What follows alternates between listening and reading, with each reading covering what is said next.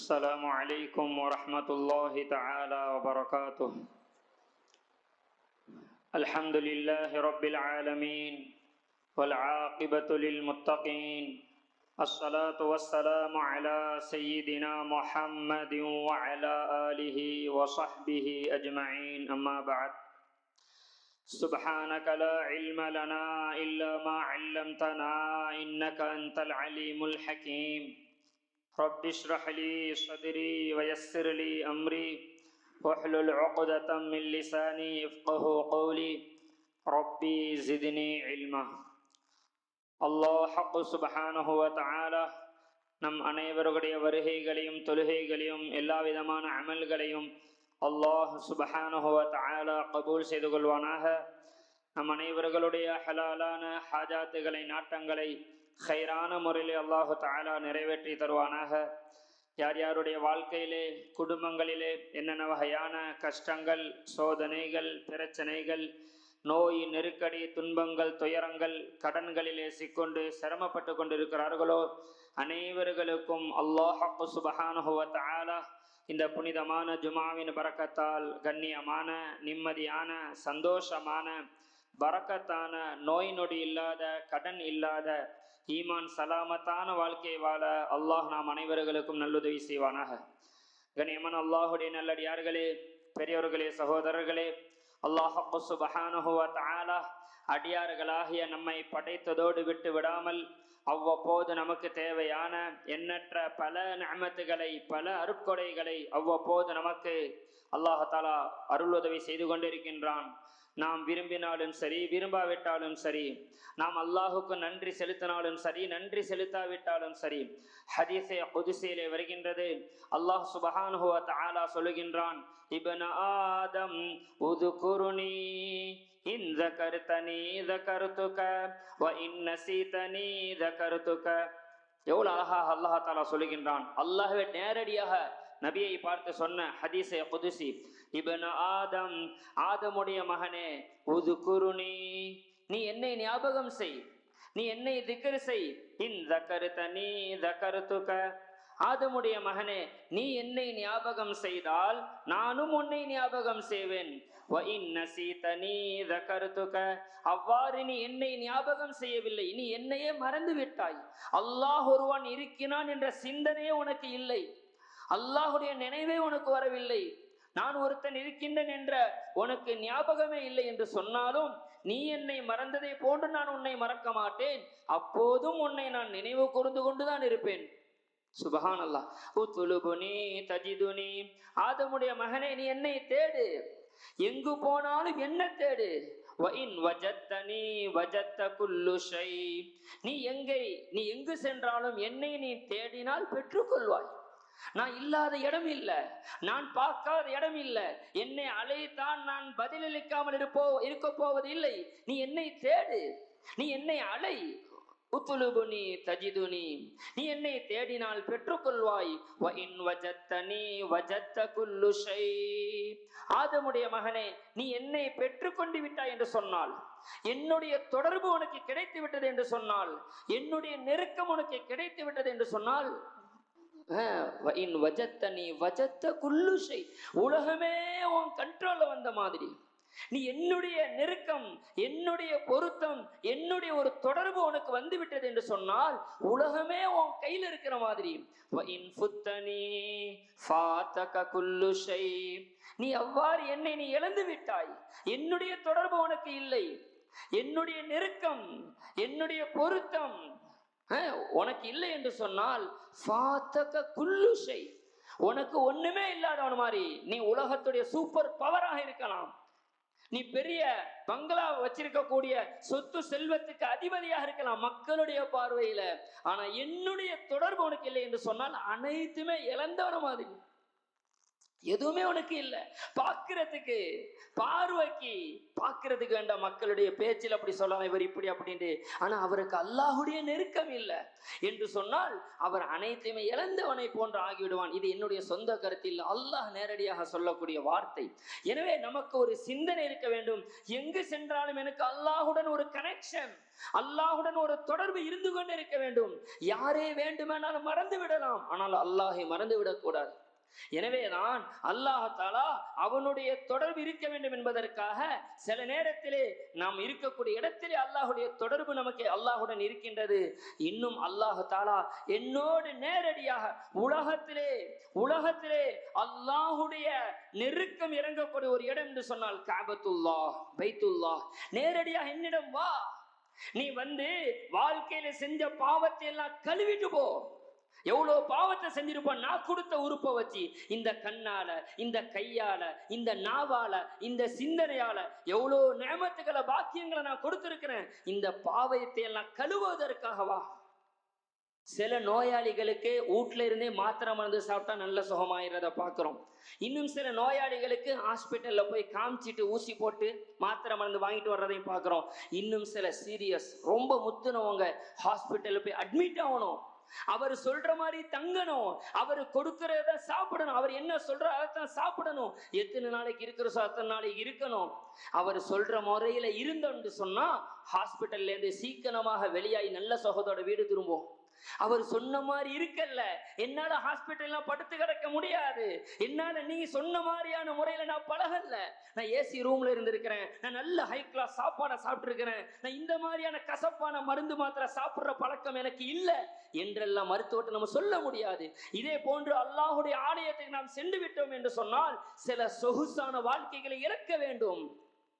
சில நம்மளுடைய அசௌகரியங்கள் ஏற்படும், சில சிரமங்கள் ஏற்படும். ஹதீஸிலே வருகின்றது, நபி ஸல்லல்லாஹு அலைஹி வஸல்லம் அவர்கள் சொன்னதாக ஆயிஷா சித்திகா ரலியல்லாஹு அன்ஹா அவர்கள் சொன்னார்கள், ஹஜ்ஜுடைய அமல், உம்ராவுடைய அமல் என்பது எவ்வளவு என்று சொன்னால் அவர்களுக்கு அந்த பிரயாணத்திலே வரக்கூடிய சிரமங்களை எவ்வளவு சகிப்பார்கள் அவ்வளவு நன்மை கூட.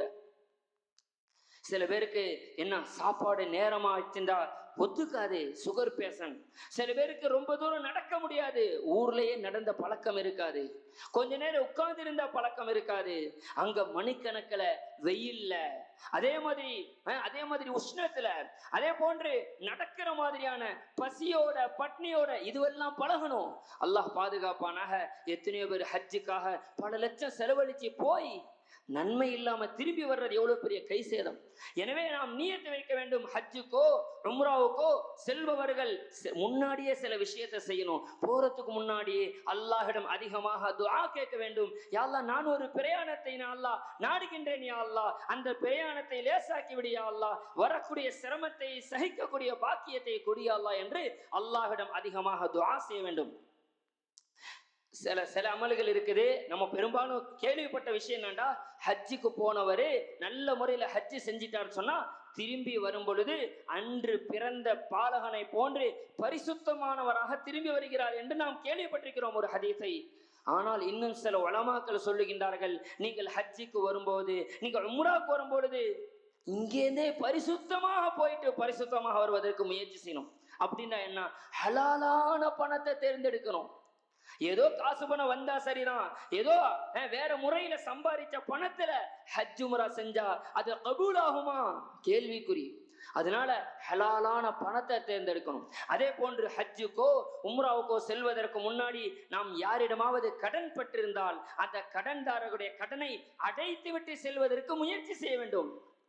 கடன் வாங்கியிருந்தோம் என்று சொன்னால் அந்த கடனை கொடுத்து விட்டு செல்வதற்கு முயற்சி செய்ய வேண்டும். முயற்சி செஞ்சு கிடைத்து விட்டால் அல்ஹம்துலில்லாஹ். இல்ல பிரயாணத்துக்கு தோதுவான பிரயாணம் அந்த மாதிரியான தொகை தான் நம்மள்ட்ட இருக்குது, கடனை அடைக்கிற அளவுக்கு நம்மள்ட்ட கையில இல்லைன்னு சொன்னா குறைஞ்சபட்சம் யாரிடம் கடன் வாங்கினோமோ அவர்களிடம் சென்று ஒரு அவகாசம் கேட்பது. நான் உங்களுக்கு ஹஜ்ஜுக்கு உம்ராவுக்கு போறதுக்கு முன்னாடி தந்துட்டு போயிடலாம் தான் நினைச்சேன், என்னுடைய சூழ்நிலை கொஞ்சம் சிரமமாக இருக்குது, எனவே இன்ஷா அல்லாஹ் நான் அல்லாஹுடைய ஆலயத்துக்கு போறேன், நான் அப்படியே அல்லாஹ்விடம் உதவி வாங்குவேன், நான் வந்ததுக்கு பிறகு எவ்வளவு சீக்கிரமாக உங்களுடைய கடனை திருப்பி அடைக்க முடியுமோ நான் அடைச்சிடுறேன்னு சொல்லி ஒரு அனுமதியாச்சு வாங்கிட்டு போனோம். கடன்தாரர்கள்ட்ட சொல்லாம நம்ம போயிடக்கூடாது. ஏன்?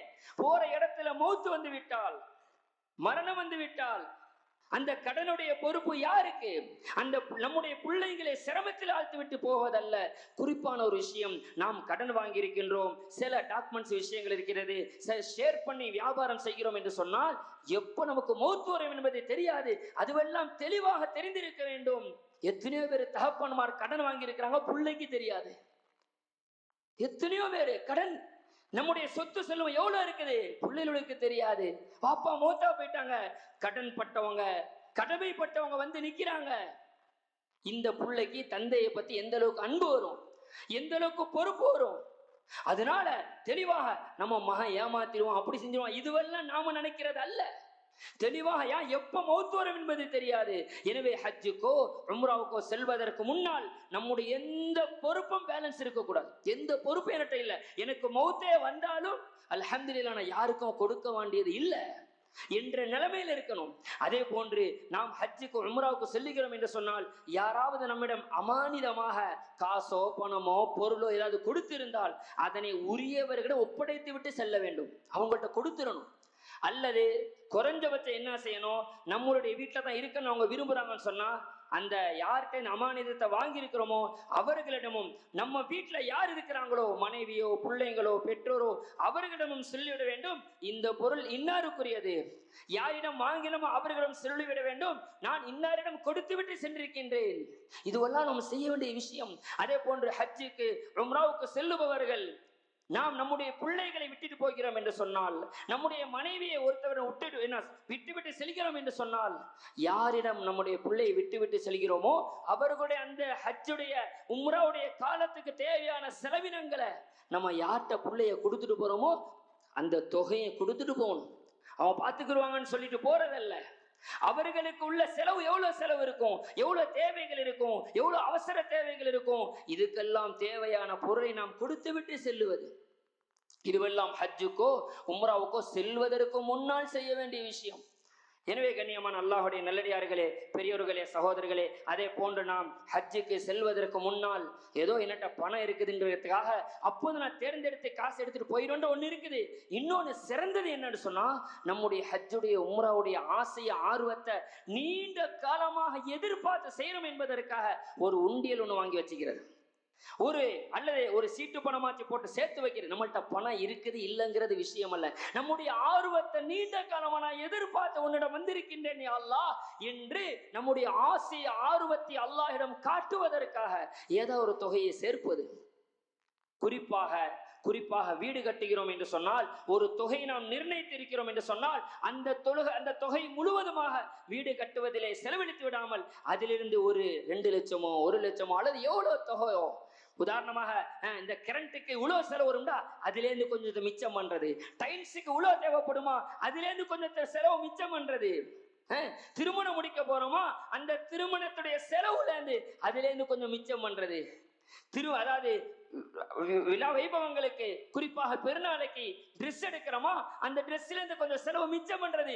இப்படியெல்லாம் சேர்த்து வச்சா சுபஹானல்லாஹ் நம்ம ஊர்ல இருக்கிற அத்தனை பேரும் ஹஜ்ஜுக்கு போயிடலாம், உம்ராவுக்கு போயிடலாம். வாகனம் வாங்குறோம், வீடு கட்டுறோம், திருமணம் முடிக்கிறோம், ட்ரெஸ் எடுக்கிறோம், டூர் போறோம், எவ்வளவு செலவு. யோசனை பண்ணி பார்த்தா யாருமே ஹஜ்ஜுக்கு உம்ராவுக்கு போக முடியாதுன்னு சொல்ல முடியாது. உண்மையிலே ஒரு சில பேர் ரொம்ப கஷ்டத்துல இருக்கிறாங்க, அல்லாஹ் நாடுன்னு அவங்களும் போயிடுவாங்க. இன்னைக்கு எவ்வளவு நம்ம செலவை பார்த்தோம்னு சொன்னா அல்லாஹ் அக்பர், எவ்வளவு வீணான செலவுகள். அந்த செலவுகளை நாம் மிச்சப்படுத்தி அதை நாம் சேமித்து வைத்தாவது ஹஜ்ஜுக்கு உம்ராவுக்கு செல்ல வேண்டும் என்ற நியத் இருக்க வேண்டும். அதே போன்று நாம் பார்க்கின்றோம் எத்தனை பேர் நல்ல வசதியானவங்க, அல்ஹம்துலில்லாஹ் பெரிய பெரிய நாடுகளுக்கு அல்ஹம்துலில்லாஹ் போயிட்டு வந்து விடுகின்றோம். எத்தனையோ வசதியானவங்க இன்னும் காபாவை பார்க்கல, இன்னும் மதீனாவுக்கு போகல, பெரிய பெரிய நாடுகளுக்கு சுற்றுலா தலமாக சுற்றிவிட்டு வந்து விட்டோம். ஆனா இன்னும் ஹஜ்ஜுக்கு போகல, உம்ராவுக்கு போகல. இந்த நிலைமையில இந்த கண்ணு எந்தெந்த மங்களா மாளிகைகளையோ எவ்வளோ நல்ல சொத்து செல்வங்கள் உள்ள காட்சிகளை நிகழ்ச்சிகளை பார்த்த கண்ணு காபாவை பார்க்காம மூத்தா போகுதுன்னு சொன்னா, அல்லாஹ் கொடுத்த இந்த கண்ணுக்கு, அதாவது அவருக்கு வசதி வாய்ப்பே இல்லை, எங்கேயுமே சுத்தி பார்க்கறது இல்லை, அது வேற விஷயம். உலகத்துடைய எல்லா அடையாள தலங்களையும் பார்க்கிறாரு. பெரிய பெரிய நாடுகளுக்கு போயிட்டு வர்றாரு. இன்னும் ஹஜ்ஜுக்கு போகல, இன்னும் உம்ராவுக்கு போகல, அதே நிலைமையில மௌத்தாகிடுவார் என்று சொன்னால் பெரிய கை சேதம். ஒரு ஹதீஸிலே வருகின்றது, நபி ஸல்லல்லாஹு அலைஹி வஸல்லம் சொன்னார்கள், யாருக்கு ஹஜ்ஜு கடமையாகி வசதி வாய்ப்புகள் அனைத்தும் இருந்தும் ஹஜ்ஜு செய்யாமல் அவர் மரணித்து விடுவார் என்று சொன்னால் அல்லாஹ் பாதுகாப்பான. எப்படியாப்பட்ட நபி, என்ன வார்த்தையின் மூலமாக தங்களுடைய கை சேதத்தை வெளிப்படுத்தினார்கள். யாருக்கு ஹஜ்ஜு கடமையாகியும் ஹஜ்ஜு செய்யாமல் மரணிப்பாரோ அவர் யஹூதியாக மௌத்தாகட்டும், அவர் நசராணியாக மௌத்தாயிட்டும், யூதனாக கிறிஸ்துவனாக மௌத்தா போட்டு எனக்கு எந்த ஆட்சேபனையும் இல்லை என்ற ஒரு வார்த்தையை நபி ஸல்லல்லாஹு அலைஹி வஸல்லம் சொன்னார்கள். அவ்வளவு முக்கியமான கடமை நாம் மிச்சப்படுத்த வேண்டும். நம்முடைய ஊரில் எத்தனையோ பெண்கள் அல்ஹம்துலில்லாஹ் நகைகளை சேர்த்து வைத்திருக்கின்றார்கள். அதிலிருந்து நாம் மிச்சம் பண்ண வேண்டும். இப்படிதான் போகணும் கட்டாயமாண்டு அப்படி இல்லை. நாம நியத்து வைக்கணும், கவலைப்படணும். அதே போன்று இதிலே பல ஹாஜிமார்கள் இருப்போம். மாஷா அல்லாஹ் போய் 5 வருஷம் இருக்கும், 10 வருஷம் இருக்கும். சில பேர் உம்ராவுக்கு போயிருப்போம், 25 வருஷம் இருக்கும். அப்போ போனதுதான். அப்போ போயிருக்கும் போது சில உடன்படிக்கை எடுத்திருப்போம் அல்லவா? அப்ப போய் அரஃபா மைதானத்துல கண்ணீரும் கம்பளையுமாக தௌபா செய்திருப்போம் அல்லவா? அந்த தௌபாவை மறந்துவிடக் கூடாது. எவ்வளவு பாவம் வாழ்க்கையிலே செய்திருப்போம். அது 25 வருஷமா இருக்கட்டும், 15 வருஷமா இருக்கட்டும். அன்று நாம் அந்த மைதானத்தில் அழுதோமே, காபாவுடைய கதவை காபாவை பிடித்து எவ்வளவு அழுதிருப்போம், எவ்வளவு கண்ணீர் வடிச்சிருப்போம். அது ஒரு காலம்.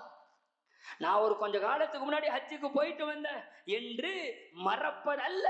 அந்த ஹஜ்ஜை, அந்த உம்ராவை, அந்த அரஃபா மைதானத்தை, அந்த மினா முஸ்தலிஃபாவில் அழுததை மீண்டும் மீண்டும் ஞாபகம் செய்து நம்மை நாமே புதுப்பித்துக் கொள்ள வேண்டும். அப்படி இருந்தால்தான் அந்த ஹஜ்ஜை கொண்டு பல பிரயோஜனங்கள் ஏற்படும். இல்லைன்னு சொன்னா அது ஒரு காலம். நானும் அழுதந்தான், நானும் ஹஜ்ஜுக்கு போனேன்னா, நானும் உம்ராவுக்கு போனேன்னா அது ஒரு காலம் என்று அல்ல. மீண்டும் மீண்டும் ஞாபகம் செய்ய வேண்டும். அந்த தௌபாவை நினைத்து அந்த பாவங்களில் நாம் பரிசுத்தமாக வேண்டும். காபத்துல்லா எப்படியாப்பட்ட பூமி! அல்லாஹ் அக்பர். நபி ஸல்லல்லாஹு அலைஹி வஸல்லம் மக்காவிலிருந்து அவர்கள் ஹிஜ்ரத் செய்வதற்கு முன்பாக அந்த காபாவை பார்த்துவிட்டு அவர்கள் முன்னால் செல்லாமல் திரும்பி பார்த்தவர்களாக அந்த காபாவை பார்த்து ஒரு வார்த்தையை சொன்னவர்களாக சென்றார்கள். ஓ காபாவே, நீ எவ்வளவு மனமுள்ளதாக இருக்கின்றாய், நீ எவ்வளவு கண்ணியமானதாக இருக்கின்றாய். உன்னை விட்டு செல்வதற்கு என்னுடைய உள்ளம் நாடவே இல்லை, எனக்கு விருப்பமே இல்லை. இந்த ஊர் மக்கள் மட்டும் என்னை துரத்தாவிட்டால், என்னை விரட்டாவிட்டால் நான் உன்னை விட்டும் செல்ல மாட்டேன். நீ அவ்வளவு கண்ணியமானதாக இருக்கின்றாய் என்று சொல்லிவிட்டு ஒரு வார்த்தையை சொன்னார்கள். அதுதான் நமக்கு ரொம்ப முக்கியம். சொன்னார்கள் நபி ஸல்லல்லாஹு அலைஹி வஸல்லம், காபாவை நீ எவ்வளவு கண்ணியமாக, எவ்வளவு சிறப்பு வாய்ந்ததாக, எவ்வளவு நீ சிறப்பானதாக இருக்கின்றாய். இருந்தாலும் உன்னை விட, காபாவே, உன்னை விட ஒரு முஃமினுடைய உள்ளம், ஒரு முஸ்லிமுடைய கண்ணியம் உன்னை விட சிறப்பு வாய்ந்தது என்ற ஒரு விஷயத்தை அந்த நேரத்தில் சொன்னார்கள். முஸ்லிம்களுடைய உள்ளத்தை உடைப்பது உலமாக்கள் சொல்லுகின்றார்கள் காபத்துல்லாவை இடிப்பதை போன்று என்று சொன்னார்கள். ஒரு முஸ்லீமை கேவலப்படுத்துவது, ஒரு முஸ்லீமை அவமானப்படுத்துவது இன்று சர்வ சாதாரணமாக, சகஜமாக, எத்தனையோ நவீன கருவிகளின் மூலமாக எத்தனையோ முஸ்லீம்களை மானபங்கப்படுத்தப்படுகின்றது.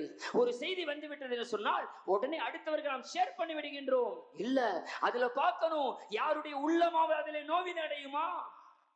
நான் இப்படி பிறருக்கு அனுப்புவதன் மூலமாக அதுல ஏதாச்சும் பிரயோஜனம் இருக்கின்றதா, இல்ல யாருக்காவது இடையூறு சிரமம் ஏற்படுமா என்பதை நாம் யோசிக்க வேண்டும்.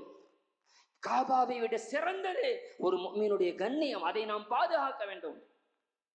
எனவே அதே போன்று நாம் ஹஜ்ஜுக்கு உம்ராவுக்கு செல்லுகின்றோம். செல்லும் பொழுது அதிகமான பேருடைய ஆசை என்ன இருக்குன்னு சொன்னா, நான் காபத்துல்லாவை நெருங்கி நான் தவாஃப் செய்யணும். நல்ல விஷயம். காபாவை தொற்றணும், ஹஜ்ருல் அஸ்வதை தொற்றணும், எப்படியாவது அந்த ஹதீமுடைய பகுதிக்குள்ள போயிடணும். பல சிறப்புகள் இருக்கின்றது, இல்லை என்று சொல்லவில்லை. ஆனால் அதை நெருங்குவது சிறந்தது.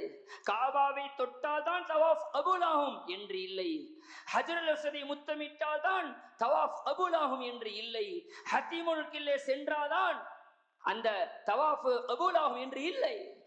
மாறாக தவாஃப் செய்வதுதான் அங்கே கடமையாக தவிர அதை தொடுவது கட்டாயம் இல்லை. நான் இதை எதுக்கு இவ்வளவு விளக்கமா சொல்றேன்னு சொன்னா, எத்தனையோ பேரு காபத்துல்லாவை தொட்டணும், நான் ஹஜ்ருல் அஸ்வத் எப்படியாச்சும் முத்தம் வஞ்சிடணும் என்ற எண்ணத்துல ஆண்கள் பெண்கள் பார்க்காம இடிச்சு நெருக்கி ஒரு முஸ்லீமை இடிக்கிறது, ஒரு முஸ்லீமை தள்ளுறது, இது ஹராம்.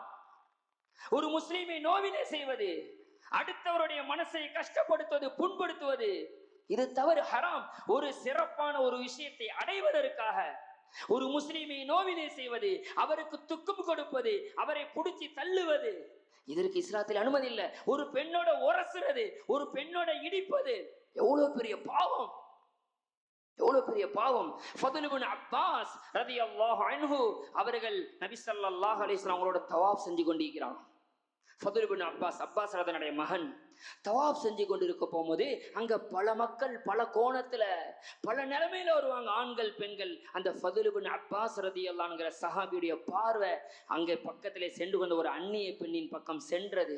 உடனே நபி ஸல்லல்லாஹு அலைஹி வஸல்லம் தலையிலே ஒரு குத்தை போட்டு தலையை திருப்பி விட்டு, எந்த ஆலயத்திலே வந்து நீ எந்த பார்வையை பார்த்து கொண்டிருக்கின்றாய், பார்வையை நீ தாழ்த்தி நட, பார்வையை தாழ்த்திக்கொள். பெரியோர்களே, சகோதரர்களே, ஒரு விஷயத்தை நாம் விளங்கிக் கொள்ள வேண்டும். காபத்துல்லாஹ் மதீனா முனவ்வரா எவ்வளவு சிறப்பு வாய்ந்ததோ, அங்கு செய்யக்கூடிய நன்மைகளுக்கு எவ்வளவு நலவுகள் நன்மைகள் கொடுக்கப்படுமோ, அதே போன்று அங்கு செய்யக்கூடிய பாவங்களுக்கும் பயங்கரமான தண்டனை. எனவே நாம் நன்மை செய்வதற்கு ஆசைப்படுவதை போன்று பாவத்திலிருந்து ஒதுங்கி கொள்ள வேண்டும். அல்லாஹ் மன்னிக்கணும். இன்னைக்கு எத்தனை பேர் ஹஜ்ஜுக்கு போறோம், உம்ராவுக்கு போறோம். அல்லாஹ் தஆலா எப்படி சொல்றான், வதிம்முல் ஹஜ்ஜ வல் உம்ரத லில்லாஹ், ஹஜ்ஜையும் உம்ராவையும் பரிபூர்ணமாக்குங்கள், அல்லாஹ்வுக்காக நிறைவேற்றுங்கள்.